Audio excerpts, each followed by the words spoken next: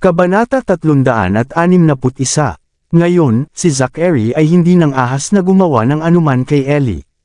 Hinayaan niya itong patuloy na umupo sa kanyang balikat habang umupo siya sa isang upuan.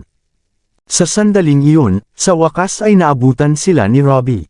Nang malaman niyang hindi sinakta ni Zachary si Ellie at nakapasok na sila at umupo. Sa katunayan, sa pagsuyo sa kanya, bahagya niyang binitawan ang kanyang bantay. Nakatitig kay Robbie, taimtim na nagtanong si Zachary, "Pinaplano mo bang hayaan na lang ang kapatid mong maupo sa aking balikat?" Nang marinig iyon, natigilan si Robbie saglit. Pagkatapos, agad niyang sinubukang ibaba si Ellie. "Ellie, bumaba ka na ngayon." Nang makita ni Ellie na dumating ang kanyang kapatid, nawala ang ilan sa kanyang takot, at maingat siyang dumausdas pababa sa balikat ni Zachary. Sa tabi nila, mabilis na tinulungan ni Ben na buhatin siya, naisip na ilagay siya sa upuan sa tabi ni Zachary. "Ayokong maupo sa tabi niya," nag-aalalang sigaw ni Ellie bago pa man lumapat ang mga paa niya sa lupa. Okay. Mabilis siyang inilipat ni Ben patungo sa upuan sa tapat ni Zachary. "Ayos lang ba ito?" "Oo," nagpout si Ellie habang tumatango. Nang marinig ang pagsang-ayon nito, maingat niya itong pinaupo sa upuan na parang may hinahawakan na maselan. Sa wakas, pagkaupo niya, nakahinga siya ng maluwag. Gayunpaman, nanatili ang kamay nito sa tabi niya, at natatakot na madulas siya sa upuan. "Ellie, okay ka lang?" Nag-aalalang tanong ni Robbie. "Okay lang ako," umiling siya. Nang may naramdaman siyang kung ano sa kanyang mga palad, itinaas niya ang kanyang mga kamay upang alamin niya, at nakahawak sa ilang hibla ng buhok. Dahan-daang tumingin si Ellie kay Zachary habang itinaas ang maliit na bangkus ng buhok sa ere. "Ito ba sa iyo?" Nasabi niya ang mga salitang iyon sa napakawalang muwang at inosenteng boses. Kumibot ang sulok ng bibig ni Ben, at muntik na siyang atakihin sa puso doon. Nang makita ni Robbie ang buhok sa kanyang mga kamay, maingat niyang inilapit ang kanyang ulo kay Zachary. This time, nagkamali sila. Nang makita mismo ni Zachary ang buhok, ang kanyang ekspresyon ay naging malungkot, na parabang nagkukumpulan ang maitim na ulap sa kanyang puso. Walang sinuman sa kanya ang naglakas loob na umupo sa kanyang mga balikat hanggang ngayon. O sinumang naglakas loob na humawak sa kanyang buhok habang nakaupo sa kanyang mga balikat hanggang ngayon. At tiyak na walang sinuman na nang ahas na humawak sa kanyang buhok habang nakaupo sa kanyang mga balikat at hinila ang kanyang buhok hanggang ngayon. Tanging itong mabilog na batang babae sa harapan niya ang naglalakas loob na gawin ito. Sa di kalayuan, hindi maiwasang mag-alala si Charlotte na nakasaksi ng lahat. Anong gagawin ko? Bakit nakaupo si Ellie sa mga balikat ni Diablo? Ang masama pa sa lahat, bakit niya hinugot ang kanyang buhok? Ay hindi, nako, si Diablo ay sasabog sa galit. Anong nangyayari? Sakto namang dumating si Henry. Nang makita niya ang mga hibla ng buhok sa mga kamay ni Ellie at ang malungkot na tingin sa mukha ni Zachary, awkward siyang tumikim. Then, he consoled, "You have a full na mga buhok sa iyong ulo. Okay lang na mawala ang isang strand o dalawa." Naningkit ang kanyang mga mata sa hindi makapaniwala, at tinanong ni Zachary, "A strand or two? Are you sure you're my lolo?" Kalokohan. Sinamaan siya ng tingin ni Henry. "Papanagutin mo ba ang isang 3 taong gulang na bata para dito?" Samot-saring emosyon ang damaloy sa puso ni Zachary, at hindi niya makontrol ang ekspresyon ng kanyang mukha. I'm sorry," mahinang paghingi ng tawad ni Ellie. "Hindi ko sinasadyang gawin iyon." Gayunpaman, si Zachary ay patuloy na nakatitig sa kanya ng malamig. Gusto niyang magwala, pero nung siya ay nakatitig bumaba ang kanyang galit, kahit anong gawin niya ay hindi niya mailabas ang galit niya. Ito ay nadama niya na hindi komportable, upang sabihin ang hindi bababasa. Sa sandaling iyon, ang mga server ay nagsimulang maghain ng mga katangi-tanging dessert sa mesa na may iba't ibang inumin. Pumulot ng cotton candy, sa kamataimtim na iniabot ni Ellie kay Zachary. "Para sa iyo ito, huwag ka na sanang magalit." Nilibot ni Zachary ang mga mata sa kanya at hindi ito kinuha. Sa halip, tahimik siyang sumimsam sa kanyang alak. Sa pagkakataong iyon, tumayo si Ellie at humiga sa mesa bago muling iniabot sa kanya ang cotton candy. Ako ay humihingi ng sorry, matanda. Please wag kang magalit sa akin. Natahimik ang lahat. Nanginginig na inangat ni Zachary ang ulo para tingnan siya. Anong tinawag mo sa akin? Matanda. Matingkad na ngumiti si Ellie habang tinutulak ang cotton candy sa bibig ni Zachary bago niya pinunasan ang kanyang kamay. Dahil kumain ka na ng cotton candy, ibig sabihin na patawad mo na ako. Habang natutunaw ang cotton candy sa kanyang bibig, napaupo si Zachary habang nag-aapoy ang galit sa kanyang mga mata. Samantala, nababaliw na si Ben sa kanyang isipan. Ang tatlong bata na ito ay pinupukaw ang lahat kay Zachary sa araw na iyon, gayunpaman hindi siya nagpakita ng galit sa kanila. Sigurado si Ben na, bilang kanyang mga subordinate, magiging sila ang tatanggap ng dulo ng galit ni Zachary mamaya. Tumikim si Spencer bago pinaalalahanan, Princess Ellie, hindi ito ang tamang paraan para tawagin siya. Ikaw ay hindi siya pwedeng tawagin ng ganyan. Bakit? Iniling ni Ellie ang kanyang ulo habang iniisip, siya ang panganay na apo ni Mr. Henry, kaya siya ay isang matandang lalaki. Ang lahat ng matatanda sa tabi ng mesa ay nawalan ng salita matapos marinig ang kanyang paliwanag. Hahaha, sinasabi ng mga bata kung ano ang nasa isip nila, natatawang sabi ni Henry.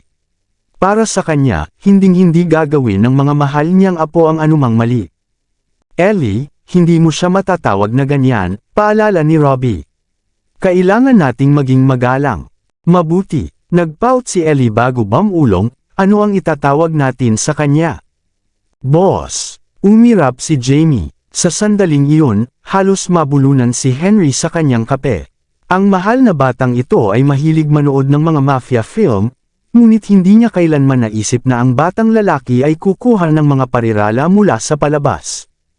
Oo, siya dapat ang boss. Seryosong tumanggaw si Robbie. Mas matanda siya sa aming tatlo, kaya dapat tawagin mo siyang boss. Hindi nakaimik si Zachary dahil sa pag-iisip niya. Ano bang nagawa ko para maging karapat-dapat ako ngayon? Hindi ko kayang pagsabihan ang isang nilalang na ganito, at ni hindi ko sila matitigan. Kung hindi, magsisimula silang umiyak, at nakakadismaya na marinig ito. Kaya naman, kahit anong gawin nila, kahit nabunutin nila ang kanyang buhok at tawagin siyang matandang lalaki, kailangan niyang tiisin sila sa katahimikan. Gayunpaman, ang pagpaparaya ay hindi isang salita sa diksyonaryo ni Zachary. Bukod dito, kinukonsinti niya ang mga anak ni Charlotte sa iba. Sa sandaling iyon, nakita niya ang isang janitor sa tabi ng isang haligi, na nagnanakaw ng mga tingin sa kanyang direksyon. Sa pagpikit ng mga mata, siya ay mabilis na tumalikod at tumakas dala ang kanyang walis. Nakatitig sa kanyang umaatres na figure, ang mga mata ni Zachary ay mapanganib na naniningkit. Mr. Knock, ihahanda ko kaagad ang sasakyan, sabi ni Ben habang sinenyasan ng mga bodyguard, na iniisip na gustong umalis ni Zachary. Gayunpaman, umupo muli si Zachary at inilagay ang serviette sa harap niya, at handa ng kumain. Hindi ka na aalis. Wala pa akong nakain. Aalis na ako kapag tapos na ako. Sumimsam si Zachary sa kanyang red wine bago siya nagsimula na maghiwa ng kanyang steak. Matanda, napatigil si Ellie bago bumulong, boss, para sa iyo ito. Salamat sa pagbuhat sa akin kanina. Ang matambok niyang maliliit na kamay ay nag-abot kay Zachary ng pakpak ng manok. Ito ang paborito niya, at isa lang ang nasa plato, ngunit ibinigay niya ito sa kanya. Bagamat mukhang mabangis siya, at nagpaiyak sa kanya sa takot kanina, hindi siya naging masama sa kanya. Sa katunayan, binuhat pa siya nito papunta sa mga upuan. Alam ng matinong si Ellie na dapat niyang ipakita sa kanya ang kanyang pasasalamat. Nang tingnan ni Zachary ang madulas na mga daliri ni Ellie at ang pakpak ng manok na hawak nito, nagsalubong ang mga kilay nito. Ang batang babae ay kapareho ng kanyang ina. Pareho silang nasiyahan sa paggamit ng kanilang mga kamay sa pagkain na parang barbarian. Gamitin mo ang iyong mga kagamitan, hindi ang iyong mga kamay, sabi ni Zachary. Oh, Ibinaba ni Ellie ang kanyang chicken wings bago pinunasan ng mabuti ang kanyang mga kamay. Sa wakas, gumamit siya ng tinidor para kunin ang pakpak ng manok at iniabot sa kanya. Makakain ka na ba ngayon? Napakunot-noo si Zachary sa pakpak ng manok sa disgusto. Si Ellie, na napansin ang pagkadismaya ni Zachary, ay umiwas ng tingin at binawi ang pakpak ng manok, at halatang nanlumo. "Why you little?" Sisigaw na sana si Henry kay Zachary. Pero bago niya magawa, kinuha ni Zachary ang pakpak ng manok kasama ang tinidor at inilagay sa plato niya bago iniabot ang isa pang tinidor kay Ellie. Napangiti si Charlotte na nakatingin sa malapit. Wala siyang balak na tawagin siyang daddy ni Ellie, gayunpaman ngunit masaya pa rin siyang makita ang pangyayaring nagaganap. Ngumisi si Ellie at sumanyas. "Masarap ito. Kumain na habang mainit pa, boss. Huwag mo akong tawaging ganyan." Kumunot ang noo ni Zachary na ikinagulat ni Ellie. At kinurot siya sa mga pisngi. Napakunot ang noo ni Charlotte nang makita iyon. Ang diablo ay isang kapritsyoso. Guguluhin niya si Ellie dahil lang dito. Hindi maganda ito. Huwag mong takutin ang batang babae. Inilibot ni Henry ang kanyang mga mata, ngunit hindi siya kasing harsh kay Zachary na gaya niya. Ang kanyang mapagbigay na apo na kumukuha ng pakpak ng manok na hinawakan ni Ellie ay isa ng malaking konsesyon. Ginawa niya na mag-alala tungkol kay Zachary na mawalan ng anak dahil kinasusuklaman niya ang mga bata at walang malasakit sa pagmamahal. Ngunit siya ay natutuwa nang makita si Zachary na nagsisimula ng magkasundo kay Ellie. "Tapusin mo na ang hapunan mo, Ellie." Ibinigay sa kanya ni Robbie ang kanyang buffalo wings at kumuha ng isang slice ng cake para sa kanya. "Meron tayo para makauwi agad. Naghihintay si Mommy." "Okay." Tumango si Ellie at kinapa ang kanyang pagkain. "Take your time. Ipapahatid ko kayong tatlo pa uwi." Minamahal ni Henry ang mga bata. Kumuha pa ng buffalo wings for the kids, sabi niya sa manager. "They need more."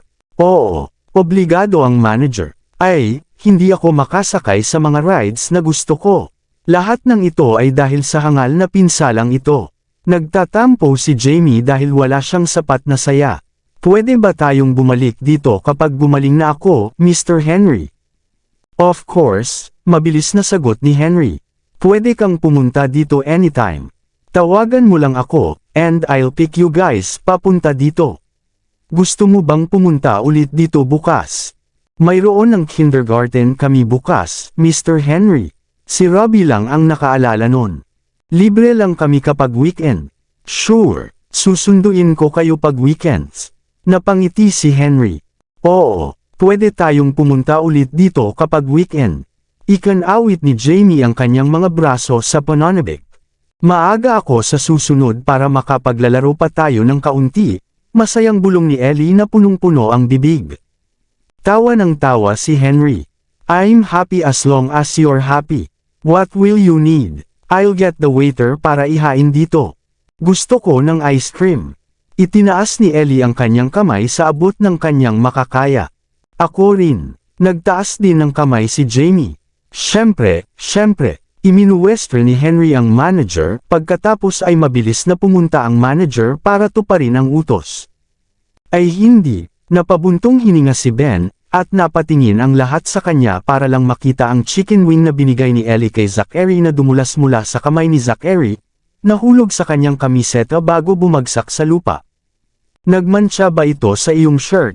tanong ni Ben. "Nako, magpapakuha ako ng magpapadala ng damit."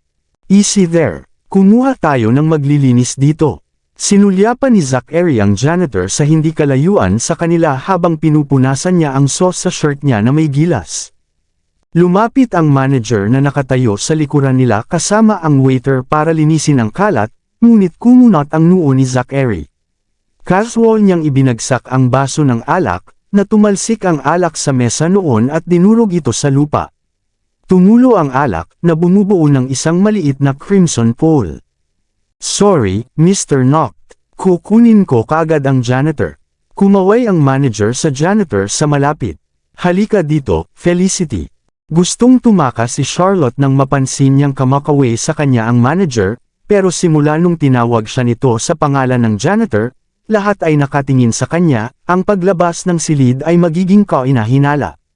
Ito ay magiging mahirap linisin kung nalantad siya, kaya pumunta si Charlotte sa kanila.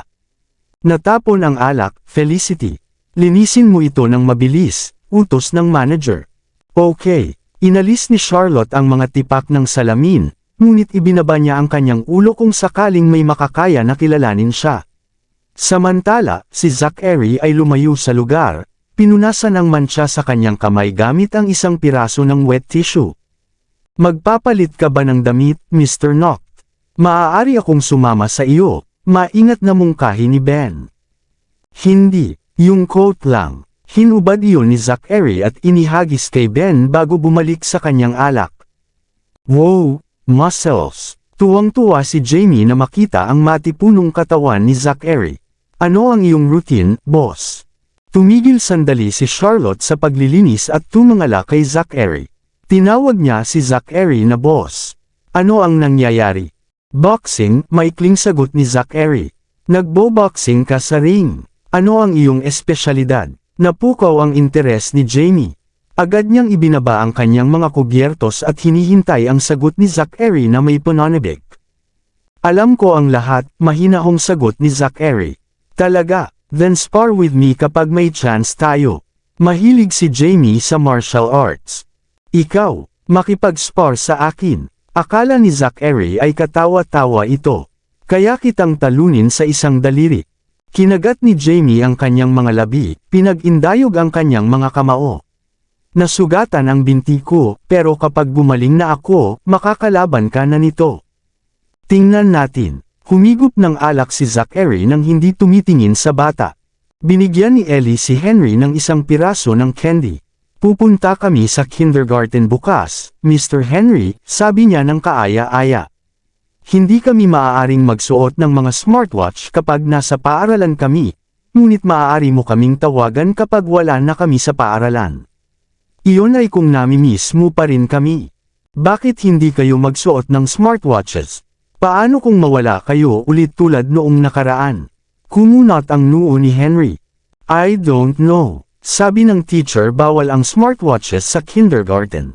Kinalikot siya ni Ellie ng cherry ice cream. Ano ang pangalan ng iyong kindergarten? Tanong ni Henry. Apple Kindergarten. Nagtaas ng maliit na mansana si Ellie at ngumisi.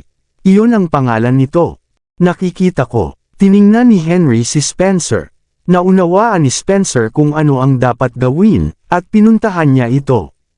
Hindi mo dapat inispoil ang mga bata, komento ni Zachary. Alam kung ano ang ginawa ng kanyang lolo. Kagatin mo ako, balik ni Henry. Hindi sumagot si Zachary. Sa halip, tumingin siya sa janitor at ngumisi. Bakit hindi mo isama ang mga bata kung mahal na mahal mo talaga sila? Sabi niya kay Henry, their home's tiny. Ginagawang mahirap para sa kanila na lumipat sa paligid.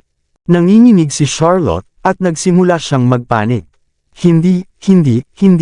Huwag sabihin sa mga bata. Oo naman. Ganun din ang ideya ni Henry. Bakit hindi kayo tumuloy sa aking lugar, mga anak? Buong pagmamahal niyang tanong. Kaya ko ipahatid kayo sa kindergarten araw-araw, at maibabalik din kayo. Sure, walang pagdadalawang isip na sagot ni Ellie.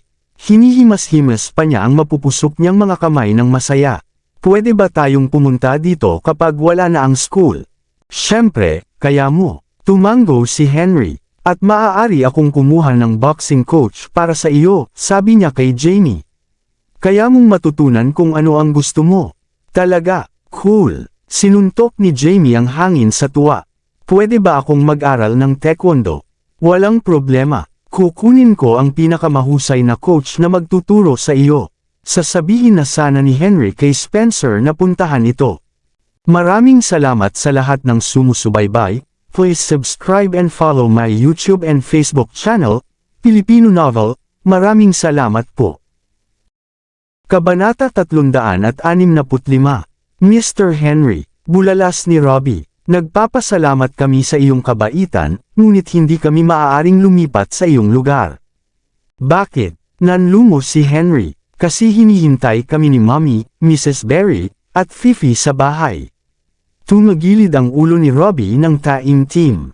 Nagkasakit si Mrs. Berry dahil kailangan niya kami alagaan.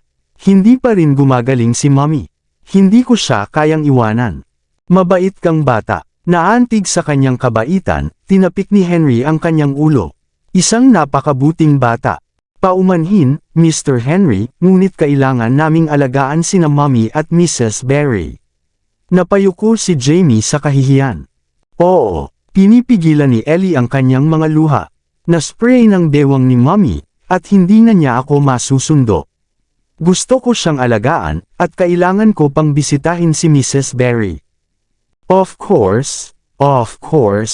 Mabilis silang pinatahimik ni Henry, dahil malapit na silang umiyak. Hindi niyo kailangang lumipat sa ngayon. Halika na kapag gumaling na ang mommy niyo at si Mrs. Berry isasama natin sila. As if pupunta ako, nanginginig si Charlotte. Papalayasin niyo na ako bago pa man ako makalapit. Kukunin ko ang pinakamagandang ospital para sa kanila. Sinabi ni Henry kay Spencer, tawagan ang Seren Hospital. No need for that, putol ni Zachary. Nagawa ko na ang mga kinakailangang pagsasaayos. Oh, nagulat si Henry. Kailan nangyari iyon? Ang araw na pinauwi ko ang mga bata. Napatingin si Zachary kay Robbie. Noon ko ginawa iyon, sagot niya. Oo, tumingin ulit si Robbie kay Zachary bago sumagot kay Mr. Henry. Mrs. Berry and Mommy are getting the pinakamahusay na paggamot ngayon. Huwag kang mag-alala, Lolo. Ang sarap pakinggan. Pinaalalahanan ni Henry si Zachary, hire the best doctors. Si Reyna ang may hawak nito, sagot ni Zachary. Hindi pa ba sapat iyon? Maaari kong ilagay ang aking tiwala kay Reyna. Tumango si Henry. Don't worry, kids. Pupunta ang mommy mo at si Mrs. Berry para gumaling ng mas mabilis. Salamat, Mr. Henry. Sabay na nagpasalamat sa kanya ang mga bata. Dapat niyong isuot ang mga smartwatch niyo kahit sa kindergarten, kung sakali. Kung mayroon mang mangyari, tapos maabot ko agad, sabi ni Henry sa kanila. Pero, huwag kayong mag-alala tungkol sa guro. Nabili ko na ang Apple Kindergarten. Ngumisi si Henry. Kaya magiging ako ang magtatakda ng mga patakaran mula ngayon. Ha! Nanlaki ang mga mata ng mga bata sa gulat. Nagulat din si Charlotte. So alam ba niya na ang mga batang ito ay mga apo niya talaga? Bakit pa siya gagastos ng napakaraming pera? Binili mo ang buong kindergarten, Mr. Henry. Hindi makapaniwalang tanong ni Jamie. Talaga. To be exact, binili ko ang buong Apple Education Group, kasama ang ilang estates na mayroon sila. Tumingin si Henry kay Spencer. 26 na kindergarten, 17 pribadong institusyong pang-edukasyon, at 52 sentro ng pagsasanay, ngumiti si Spencer. Hindi na kailangang mag-alala kapag nag-aaral na kayo ngayon, mga anak. Ang mga mata ni Ellie ay hindi maaaring lumaki kahit na gusto niya. Napalunok siya nang hindi makapaniwala. Akala ko pagmamayari ng mga Sterling ang pangkat ng edukasyon na iyon, sabi ni Robbie. Narinig ko ang mommy ni Timothy at sinabi ng lola na ang kanilang pamilya ang pinakamalaking shareholder. Matagal nang umalis ang mga Sterling. Ngayon ang Apple Education Group ay kabilang na sa Knox. Si Henry ay ngumisi. Tell me if you want anything.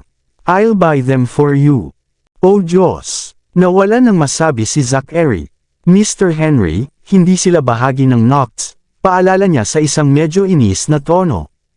Shut up, brat, bulalas ni Henry. Don't mind him, kids, pagpapatahimik niya sa mga bata. Napakabait mo sa amin, Mr. Henry. Niyakap ni Ellie si Henry, at ang kanyang kaibig-ibig na boses ay nagpatunaw sa kanyang puso. Babayaran ko ang utang ko paglaki ko, lolo. Hinampas ni Jamie ang kanyang dibdib. Magiging mayaman ako at bibilhan kita kahit anong gusto mo. Pangako ko. Humagalpak ng tawa si Henry. Mabuti, mabuti. Siya ay napakahusay na nagsasalita. Ngumiti si Ben. No wonder natuwa si Mr. Henry. Nakahinga ng maluwag si Charlotte. Good thing Robbie made his move at the right time, or else gagawin ko ay pumasok. Maglalaro yun sa kanyang kamay. Pero parang sinasadya ni Zachary, ginawa ba niya na kilalanin ako? Ayaw na ni Charlotte na manatili pa doon. Kaya naman, dali-dali niyang nilinis ang lugar at naghanda ng umalis. Sandali lang, sabi ni Zachary. Tumigil si Charlotte sa kanyang paglalakad, ang kanyang paningin ay nananatiling pababa habang siya ay naghintay sa kanyang utos. Na mismo ang isang lugar. Itinuro niya ang mantsa ng alak sa mesa. Pagkasunod sa utos niya, pumunta si Charlotte para linisin ang mesa. Gayunpaman, kumunat ang noo ni Robbie, hindi sigurado kung ano sa pakiramdam. Lolo, nakuha mo ba ang pagsang-ayon ng kanilang mga magulang bago mo ginawa ang lahat ng iyon? Sinasadyang sabi ni Zachary. Paano kung tutol ang ama ng mga bata? Nalungkot ang mga bata sa pagbanggit ng kanilang ama. Tapos pinagtawanan sila ng ibang bata dahil wala silang ama. Pwede bang tumahimik ka? Alam ni Henry na ang mga bata ay nagmula sa isang solong magulang na pamilya, at ayaw niyang magsalita tungkol dyan. Ano ang pangalan ng inyong ama? Patuloy na tanong ni Zachary, hindi pinansin si Henry. Nagkatinginan ang mga bata, at hindi sigurado kung ano ang isasagot. Ang galit ay namumuo sa loob ni Charlotte, at ang kanyang kamay ay nanginginig. Yung bastard, kusa niyang ginagawa ito. I don't mind him doing this to me, but why sa mga bata? Bakit sa harap ng lahat? Pakiramdam niya ay gusto niyang sampalan ng mga sandaling iyon. Hindi ba sinabi sa'yo ng mommy niyo? Sinubukan ni Zachary na i-wheedle ito sa kanila. Bakit namin sasabihin sa iyo? Umirap si Robbie. Don't you think hassling us when we can't answer is a rude na pag-uugali? Nagulat si Zachary nang makitang galit na galit si Robbie. Noon lang sila nakakasama ni Michael. Hindi ba nila alam na siya ang ama nila? Kahit na hindi, sasabihin niya sa kanila, hindi ba? Maghintay, ginawa ito na nagsisinungaling sa akin ng babong babae. Hindi talaga nila ama si Michael. Hindi maipaliwanag na natuwa si Zachary nang lumitaw ang ideyang iyon. Magtatanong pa sana siya kung kailan ay natapon bigla sa kanya ang baso ng fruit juice. Nakakunot ang noo, malamig niyang tinitigan ang janitor. Siya ay sinasadya niya. Sorry, I'm so sorry. Hindi ko sinasadya, paulit-ulit na paghingi ng tawad ni Charlotte at pinupunasan ang shirt niya gamit ang tela niya na ginagamit sa paglilinis ng mesa. Anak ng tinapa, tinulak siya ni Zachary, at hindi sinasadyang nahulog siya. Mommy, bumangon si Robbie at napasigaw. Napatingin sa kanya ang lahat. Anong problema, Robbie? Tanong ni Mr. Henry. Umiwas ng tingin si Robbie at mabilis na iniba ang topic. I just remembered that mommy's alone sa bahay at hindi pa naghahapunan. Oh yeah, kailangan kong kumuha ng pagkain para sa kanya. Pinuno ni Ellie ang isang bag ng pagkain sa kanyang plato, nagbabalak na kumuha pa uwi ito sa kanyang ina. Gusto ko rin siyang ikuha ng makakain. Tumulong si Jamie. Ngayon, mga anak. Kukunin ko silang mag-impake ng ibang bagay para sa inyong ina, mabilis na sabi ni Henry. Lahat kayo good kids, pero dapat tapusin mo muna ang inyong hapunan. Ang inyong ina ay hindi dapat magkaroon ng mga tira para sa hapunan, tama? Iuuwi natin sa kanya na ipagluto sila para sa nanay nyo. Salamat Mr. Henry. Nagpasalamat sa kanya ang mga bata. Sabay bangon ni Charlotte, tinarayan siya ng manager, at mabilis siyang umalis sa lugar na may hawak na mop. Biglang tumayo si Zachary at sinundan siya, ngunit hindi bago itali ang kanya coat sa paligid niya. Kumunat ang noo ni Robbie. Nag-aalala siyang baka may gawin si Zachary sa kanyang ina kaya bumaba siya mula sa kanyang upuan. Kailangan kong gumamit ng banyo Mr. Henry. Sasama ako sa iyo Mr. Robbie. Hinawakan ni Spencer ang kamay niya. Aalis na si Charlotte pagkatapos ilagay ang mga kagamitan sa paglilinis sa banyo. Dumating siya sa restaurant noong gabing iyon para lamang mapanatili ang kaligtasan ng mga bata, at naramdaman niya ang pagiging mabuting pakikitungo ni Henry sa kanila na may kagaanan. Dahil malapit na silang bumalik, hindi na niya kailangan pang manatili doon. At saka, pakiramdam ko ay nagsisimula ng maghinala si Zachary sa kanya. Kung hindi siya umalis kaagad, baka mahanap siya nito. Kaya naman, mabilis na itinago ni Charlotte ang kagamitan sa paglilinis sa closet ng cabinet sa banyo, pagkatapos ay hinubad niya ang guwantes at handa nang umalis. Pero, nang lumingon siya, isang pamilyar na lalaki ang humarang sa kanya. Gulat na bulalas ni Charlotte. Ito ang unang pagkakataon na nakita siyang muli pagkatapos ng pagtakas mula sa ospital, at sa unang pagkakataon na napakalapit sa kanya. Nagkaroon siya ng emosyonal na roller coaster nitong mga nakaraang araw. Napakaraming pangyayari ang nangyari, at siya ay halos masira ng ilang beses. Ramdam ni Charlotte na kontrolado niya ang buhay niya. Kahit siya ay nakatakas sa kanya, maaari pa rin niyang pigilan siya. Kahit ilang araw na ang lumipas, ang muling pagkikita ay nagdulot pa rin ng takot sa kanyang puso. Huminga siya ng malalim at bumantong hininga at damilat na nagkukunwaring hindi siya kilala. Ito ang ladies' room. Nagkamali ka ng lugar, Ginoo. Hindi sumagot si Zachary. Sa halip, malamig ang tingin nito sa kanya. Pagkatapos, sinubukan ni Charlotte na umikot sa kanya, ngunit sa sandaling aalis na siya, hinawakan niya ang kanyang palso at isinandal sa dingding. Anong sinusubukan mong gawin? Ungol niya. Ipapatong mo ang iyong mga kamay sa kahit isang janitor. Siya ay alam niya kung gaano siya kakatuwa.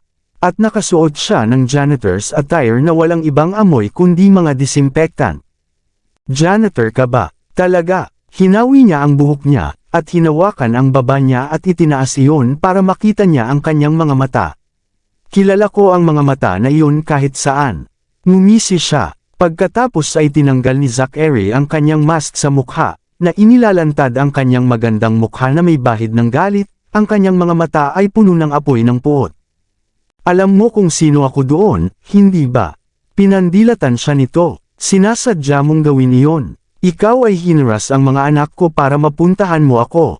Manligalig. Ngumisi siya. Naging mabait ako sa kanila.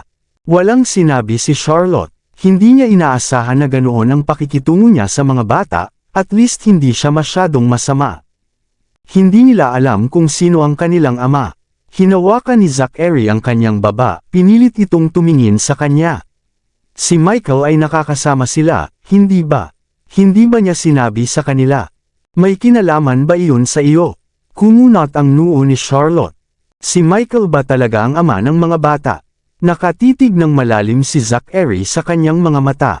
Oo naman. Napaiwas ng tingin si Charlotte dahil hindi niya magawang tumingin muli sa mga mata nito. Alam mo, isang mapait na ngiti ang sumilay sa kanyang mga labi. Lagi kong makukuha ang mga kamay ko kay Michael at sa mga bata, at then I can perform a paternity test on them, banta niya.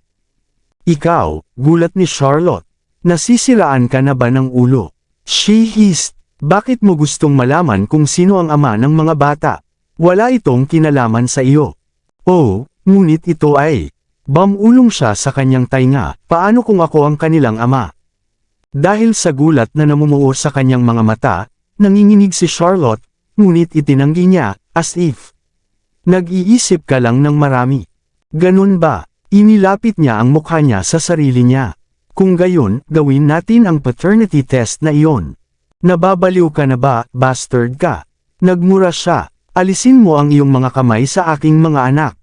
Ibinaba ni Charlotte ang kanyang sombrero at nagmamadaling lumabas, ngunit dahil hindi niya dinala ang kanyang mga anak, pinigilan siya ng attendant para sa ilang pagtatanong. Samantala, malamig na tumingin sa kanya si Zachary mula sa pintuan, at naghihintay na humingi siya ng tulong, ngunit mayroon siya na walang ganyang plano. Sa halip, mapagpakumbaba niyang ipinaliwanag ang sarili sa attendant. Ayaw nang maghintay pa ni Zachary, kaya sinenyasan niya si Ben. Nang pumunta si Ben upang tulungan si Charlotte, ang attendant ay napa-atras sa gulat, pagkatapos ay pumunta si Charlotte kay Zachary. Tinitigan siya nito ng masama bago umalis. Kasabay nito ang pag-fangirl sa kanya ng mga babae sa paligid, at sila ay nasangkot sa isang mainit na talakayan. Sino ang hottie na iyon? Artista ba siya? Hindi ko pa siya nakikita sa TV. Hindi rin ako, ngunit kung hinuhusgahan mula sa vibe na iyon, siya ay dapat na isang big shot. Oy, kamukha niya si Mr. Henry Knock. Baka Knock din siya. Talaga, teka, hindi kaya siya ang apo ni Mr. Knock, ang ama ng 3 bata, hindi ba? Ito ay isang posibilidad. Nang marinig ni Charlotte ang kanilang pag-uusap, nagsimula siyang hindi mapalagay. Ganon na ba ka-obvious? Ang kanyang mga anak ay hindi kahawig ni Zachary, at iyon ang dahilan kung bakit kaya niyang magsinungaling sa kanya, na sinasabi sa kanya na hindi niya sila anak. Ngunit bakit iniisip ng lahat na siya ang kanilang ama? Tiningnan niya ang kanyang silhouette at ikinumpara siya sa kanyang mga anak. Nang maisip niya ito, natauhan siya na kahit hindi sila magkamukha, pareho ang vibe ni na Robbie at Jamie kay Zachary, at hindi lang yan, may mga mata rin si Robbie sa kanyang ama. Halika, tumingin sa likod si Zachary at umungol. Okay, sagot niya at binilisan ang lakad niya. Pagdating nila sa mall, si Zachary ang nasa gitna ng pansin na naman. Sa halip na ipagmalaki ito, nakaramdam siya ng pagkabigo. Ang ilang mga mamimili ay kumukuha ng kanilang mga larawan. Walang pakialam si Charlotte dahil nakadisguise siya, gayunpaman, ayaw ipakita ni Zachary na lumabas sa mga balita, kaya tiningnan niya sila, at tumigil sila sa pagkuha sa kanya ng mga larawan. Ang paglabas kasama siya ay isang kalamidad. Kahit saan siya magpunta, siya ang magiging sentro ng atensyon, at magkaroon ng walang privacy talaga. Ang gusto lang ni Charlotte ay takasan siya sa lalong madaling panahon.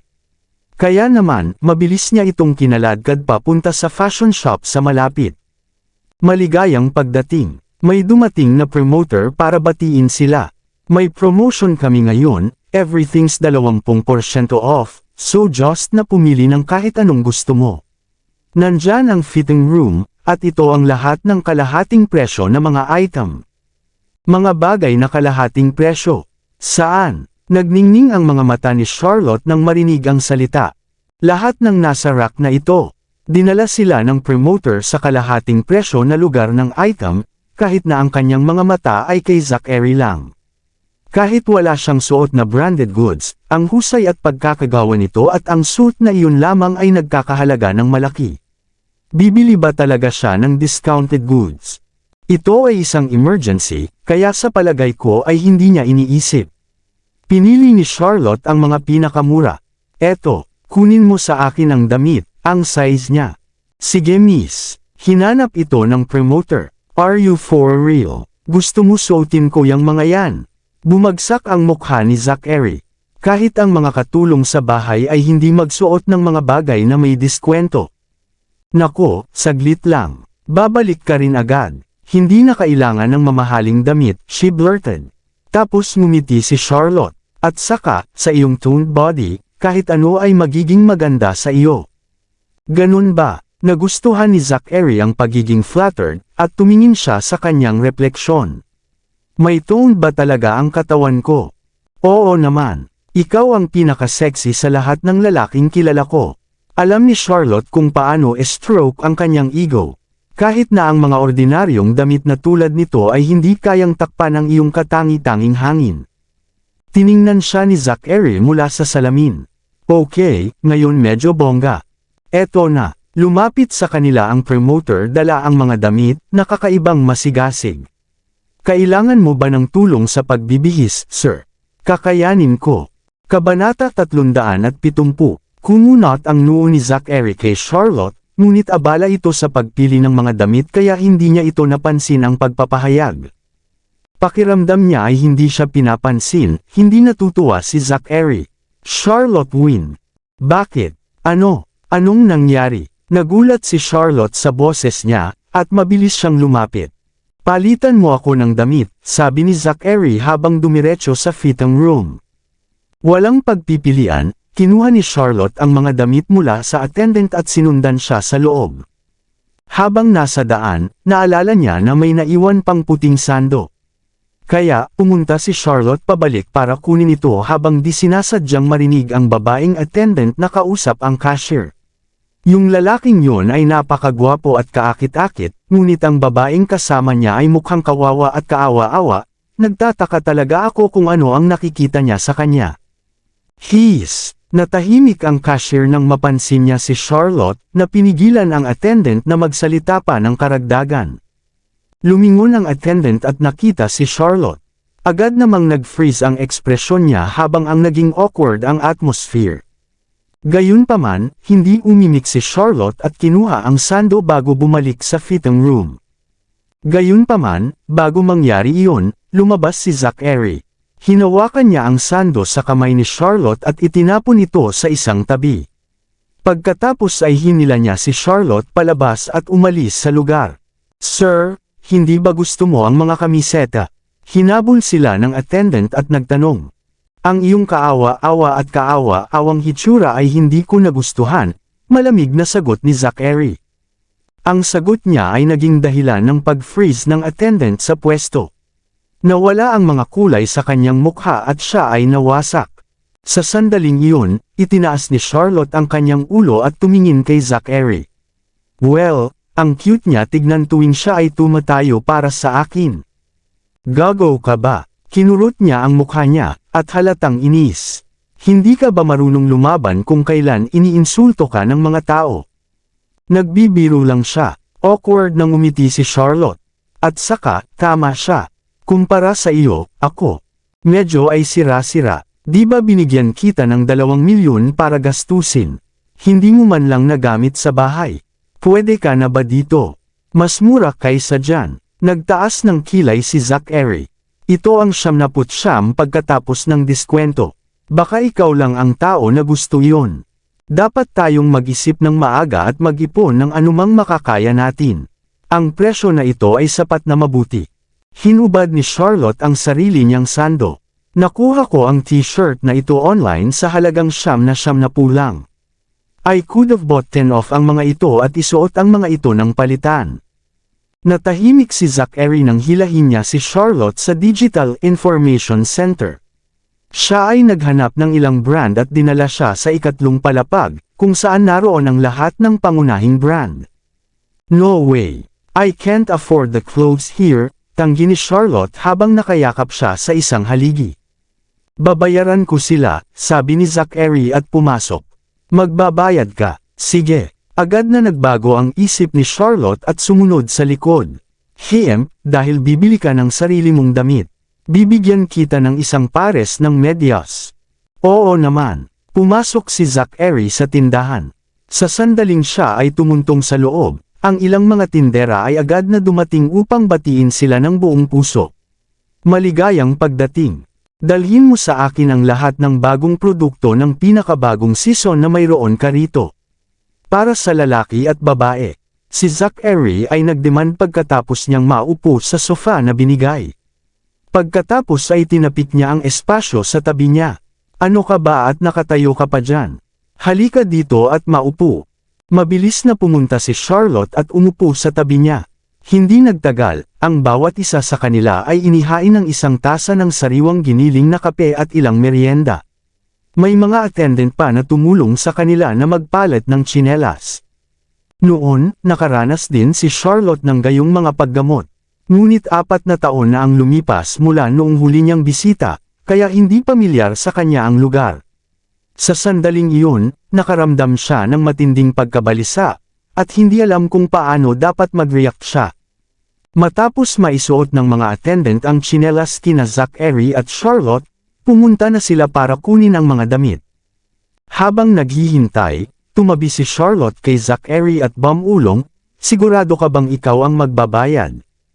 Ang tugon na nakuha niya, gayunpaman, ay isang matinding titig mula kay Zachary habang mukhang naiirita ito.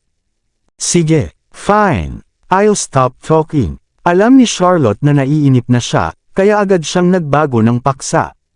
"Kaya, gaya ng sinabi ko, bibilhan kita ng isang pares ng medyas bilang kabayaran." "Gusto ko ng mga puti," sabi ni Zachary nang hindi man lang nagdadalawang isip. "Walang problema." Tumayo si Charlotte at naghanap ng medyas. Pagkasabi noon ay naging berde ang mukha niya nang makita niya ang presyo. 1,888. Para sa isang pares ng medyas ng lalaki. "Ay banibiro mo ako.